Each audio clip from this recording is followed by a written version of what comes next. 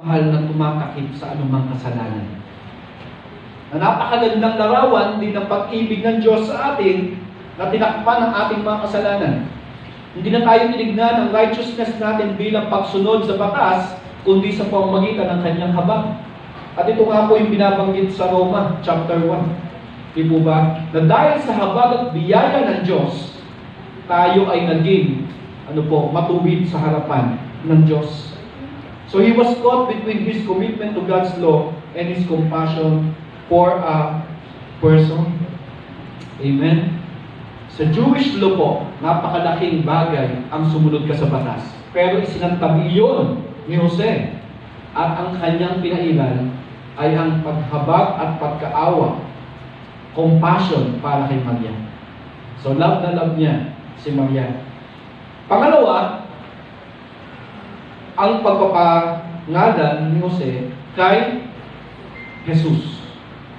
Challenging din yun. No? Ang pagpapangalan ni Jose kay Jesus. Verse 21. Magsisilang siya ng isang batang lalaki at Jesus ang ipapangalan mo sa sanggol sapagkat ililigtas niya ang kanyang bayan sa kanilang mga kasalanan. Ang sabi po dito, Jesus ang ipapangalan mo sa sanggol. Sino magbibigay ng pangalan? Si Jose. At sa Jewish custom, again, bumalik tayo sa culture ng mga Hudyo, kapag nagbibigay ka ng pangalan sa iyong anak, ibinibigay mo sa kanya hindi lamang iyong pangalan, kundi pati ang iyong lipi. Opo, yung iyong lineage ay binibigay mo sa kanya. At napakahirap, napaka-challenging para kay Jose na ibigay yung kanyang pangalan, yung kanyang lahi na mula pa sa hari ni David ay iduduktong niya sa kanyang sa isang sanggol na hindi naman niya anak. Nagigets niyo po ba? So very challenging po na ibigay iyon ni Jose. No? Very challenging yun. Okay? Kayo po ba nahirapang magbigay ng pangalan sa inyong anak? No? Yung tatay ko hindi nahirapan. Diba? No, hindi pa nagdala. Nagdamay pa ng pangalan niya. Okay po? So marami pong mga pangalan kwento, no? Kombinasyon, no? Sa cellphone, ano ba yun? Mga ganito mga kwento, no? Pangalan ng mga cellphone. No? Yung isa, Charger ang pangalan. No? Charito at Roger, mga ganun ba? Charger, mga ganun. So mga joke, ano? Pero kung pag binigay mo yung pangalan mo sa Jewish custom, ibig sabihin mo, diluduktong mo yung lahi mo sa kanya. At ang sabi nga po, by naming Jesus, Joseph legally grabs the Son of God into the line of David. Jesus' legal right to the throne of David become through the obedience of a foster father. Ang galing po ng no? Yung lahi ni David at yung pagiging anak ng Diyos ay dinugtong ni Jose. Dahil sa pagsunod ng isang tatay na kanyang inaangkin ang pananagutan doon sa bata. Okay?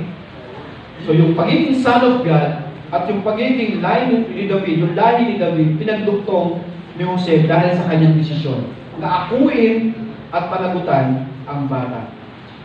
Amen? Pangatlo, mabilis lang po tayo mga kapatid. Makakanin niya agad tayo ng testimony. Pangatlo, ang kahulugan ng Emmanuel. Very challenging din ito kay Jose. Sapagkat ang sabi po ng verse 23, katuparan ito ng isang hula,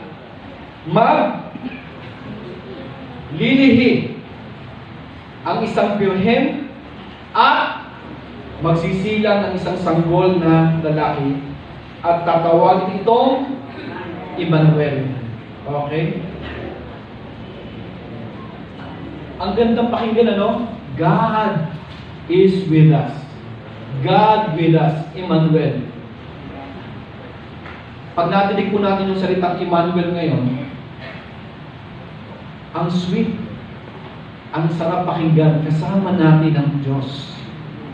Pero alam po ba natin sa unang Pasko, napakabigat ng ibig sabihin ng Emmanuel.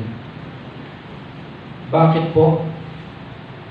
For Joseph and Mary, next year, for Joseph and Mary, God with us meant potential social exile. Awkward conversations with parents, or a lifetime of rumors in Nazareth. Yung salitang Emmanuel, God is with us, napakabigat yun sa buhay ng mag-asawang ito. Sapagkat pwede silang matakwin, ang laking kahihiyan, ang dulot ng unang Pasko, di po ba? Iskandalo nga po ang unang Pasko, mga kapatid. Hindi cute. Hindi pa cute ang kwento ng unang Pasko, kundi isang malaking iskandalo at malaking problema na kinakaharap ng mag-asawang ito, na kanilang haharapin potentially habang sila'y nabubuhay nga po. Sapagkat ito ang kanilang kakaharapin.